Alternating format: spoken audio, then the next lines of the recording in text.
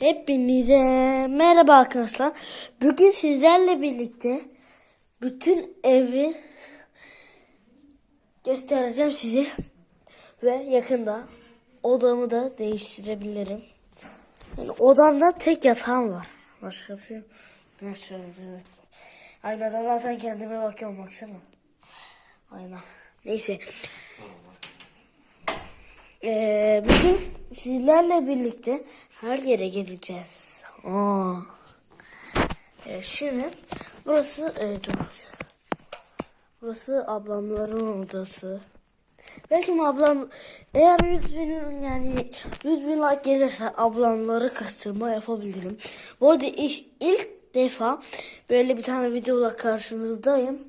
Burası da görmüş olduğunuz benim odam. Bak bomboş tek yatağım var. Bak arkadaşlar, yer sığmadığı için, bütün ev full olduğu için biz bunu buraya koyduk. Tabi televizyon odasına koyacağız. Yerimiz yok da.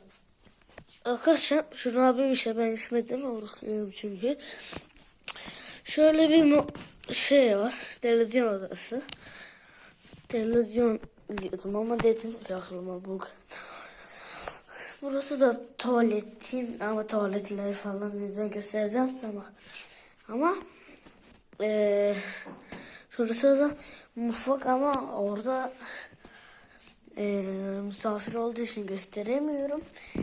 Video sonu gelecek bilmiyorum. Ama arkadaşlar burası da balkon, şurası. Düşünüz. Neyse.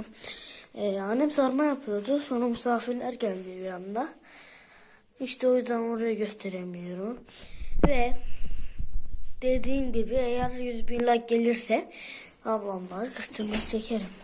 Hem de gerçek ablamın yüzünü görürüm. Tamam. Annemin odası kalmıştı ama dağınık biraz. Çünkü böyle çamaşır makinesinden daha yeni çıkarttı. Bu kadar. Şurada da yılbaşı kaldı. Eskiden kalma. Bu da neyse, o kadarını göster. Şurada süpürge. O topum tabii ki de. Ama bunun büyüsü var. O da şurada. Neyse odam. Videonun sonuna geldik. Dediğim gibi 100 bin like gelirse, yani yeniden dedim, unutmayın, 100 bin like gelirse ablamları kıştırtma yapacağım ve hem ablamın gerçek yüzünü